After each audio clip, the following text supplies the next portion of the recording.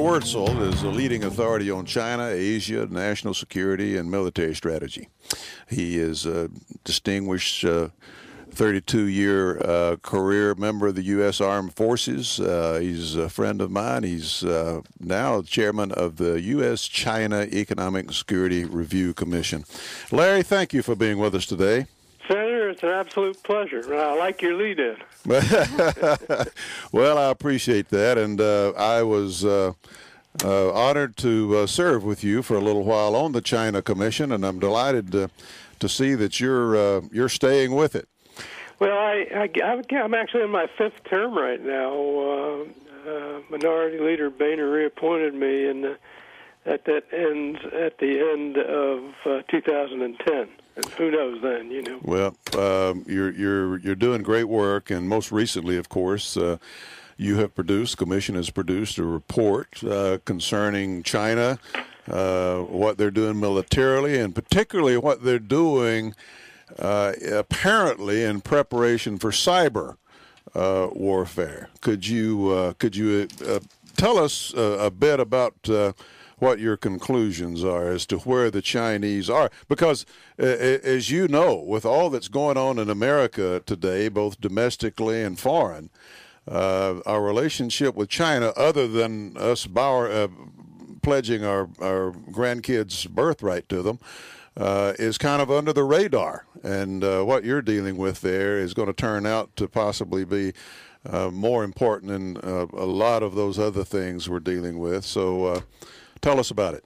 Well, Congress gave us a good enough budget that we had some money to commission outside research.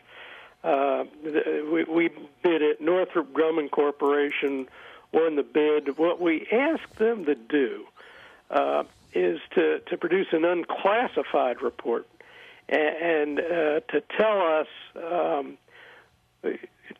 who's doing this stuff in China, how do they do it, and what are they after here in the United States. And I have to say they did a great job, because it's very difficult to get attribution on these computer penetrations. Right. So when you say doing this stuff, you're talking about computer penetration. Computer penetrations, breaching the security of computer systems, navigating around the major nodes and the storage areas in the systems, extracting data and manipulating data. And the most dramatic thing is that they've managed to gather, in terms of economic intelligence and national security information, between 20 and 30 terabytes of information, and that's about 3 times the size of the Library of Congress. So where are they getting this information from? Are they targeting us? It's coming from United States defense contractors. It's coming from the Department of Defense. They got it out of Sandia National Weapons Laboratory. So they're targeting us and are able to access, it sounds like, some of our most important information in this country. Well, that's right. And the report the report establishes that it looks like inside the People's Liberation Army, there's 2 groups that are most likely responsible for a lot of these things. Not all of it, but a lot of it. And one is their electronic warfare department, and these are the folks that know how to breach a system, how to get through the security and navigate around it and find what's important in there. And then they follow that up with an entry and exploitation that probably comes out of their signals intelligence people, the equivalent of our national security agency. Well, let me ask you this: what's the significance of this, Larry? How could this be used against us in case, let's say, hostilities broke out?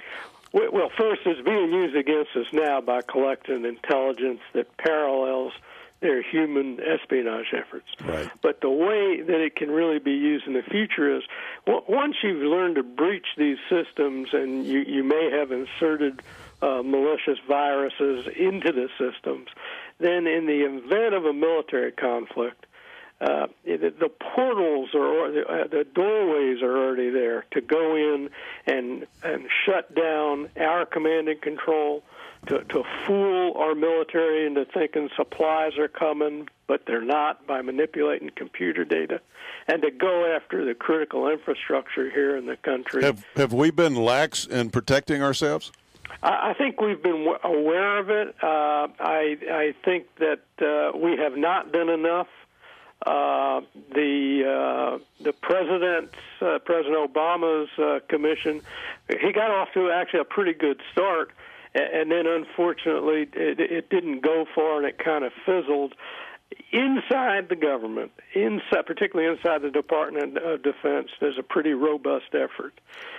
Outside the government, across critical industries and across the states and our electrical grid and things like that, that part of the effort's fallen down.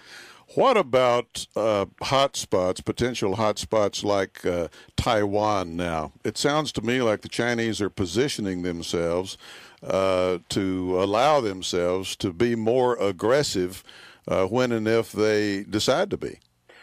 Well, they have used some computer attacks against Taiwan, but what they're positioning themselves to do, you're exactly right. They're positioning themselves to be able to either confuse or blind electronically any response that the United States might have if there's any aggression.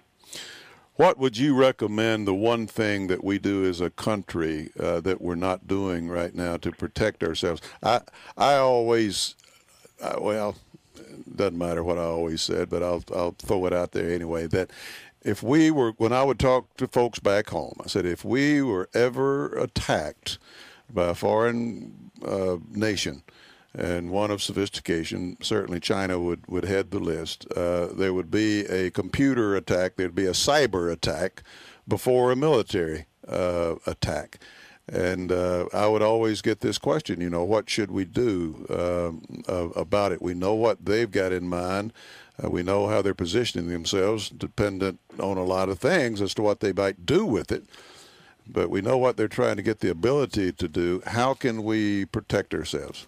Well, the first thing we need to do is better security and security standards that are pretty well uniform across the country. That's where we're really falling down.